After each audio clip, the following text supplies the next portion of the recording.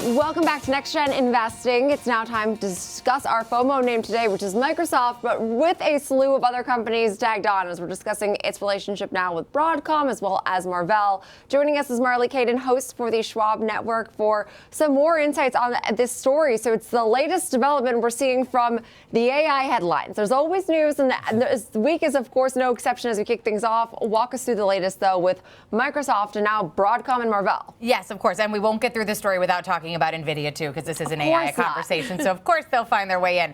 Broadcom trading up about 2.75% right now on this news. Microsoft up about 1.5%.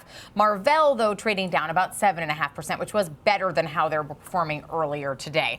Broadcom shares are up. Marvell is down on a report. I want to add it is a disputed report that Microsoft is in talks to move its custom chips business. The information reporting that Microsoft is in discussions right now with Broadcom to design its future custom chips. That would mean it would be moving away from Marvell and its current alliance with Marvell.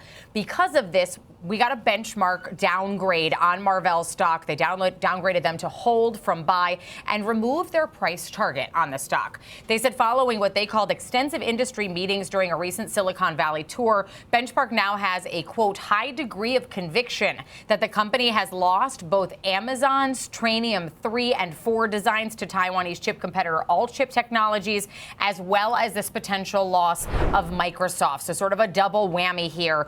Benchmark views this as the primary factor in the company's projected XPU growth slowing to only 20% in 2026. They did say that they do believe the company is being forthright in its guidance for increasing that Amazon revenue because they are expected, regardless of the loss or not of Amazon, to continue with its Trainium 2 volumes. They believe that the Trainium 3 and 4, though, have gone to Taiwanese competitor All-Chip Technologies. So the potential loss of Amazon, the potential loss of Microsoft here being mulled over by sell-side analysts. But then we've got JP Morgan on the flip side here. They're reiterating their overweight rating on Marvell with a price target of $130, saying that they call the reports of a possible loss of either of these businesses, Amazon or Microsoft, he calls them, quote, noise. Says that their custom chips programs with both customers, quote, remain solidly intact. So it seems to be that there is some disagreement about how impactful any of these reports could be. We have seen some source denials, not company outright denials, but sources denying the reports at this point. So they are just reports. But as we know, NVIDIA lords over the semiconductor trade right now in the market. Broadcom, perhaps maybe one of the only credible competitors at this point. So anytime you enter a conversation where they could potentially be taking business and the name of that business is as big as Microsoft or Amazon, it is obviously a huge headline-moving story and a market mover. Yeah, I think that all makes a ton of sense. Timing-wise, probably not ideal for Marvell, considering just like what was it, a week ago, they were just saying how all the hyperscalers are renewing and love doing business with them. They're trying to win this Meta deal. So questions there. Set that aside. It's a Marvell-specific thing.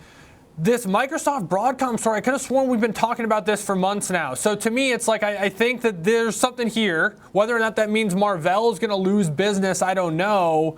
But to me, that's the story. The story is Microsoft is trying to build stuff out, and they're tabbing Broadcom potentially to do it, or Marvell, but it seems like Broadcom because that's been the story for a quarter, guys.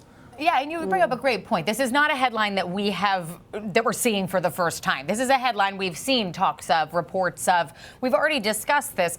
It's sort of the latest time that we've seen the addition to it where it says they would take the business from Marvell and it would go to Broadcom, I think is the only difference that we're seeing here in this information report that was released late Friday. But there doesn't appear to be anything behind it that at least we can back right now. But again, it's just a continued discussion on something we've been hearing rumblings about for a quarter. Broadcom has obviously been trying to rival NVIDIA. Microsoft has been mentioned in conversation with putting its chips in other places. It doesn't necessarily mean that that relationship is exclusive on its own.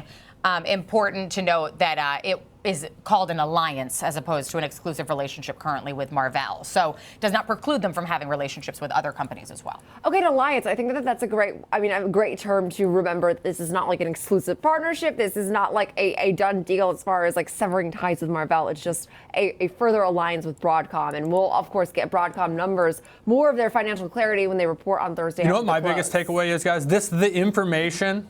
They know how to move markets. They really do. And they break a lot of stories. They break them at weird times in the day. I'm not going to go into the validity and stuff, but they know how to move markets. I'll say that. They sure do, yeah. They have definitely like attention-grabbing headlines. And I do tend to wait and see like the validity of them. But I mean, usually, all in all, things are mostly true, I guess. But as now we think through trading, here, for this entire story, it's just the latest string of developments from, all of these companies that are constantly generating pretty major headlines.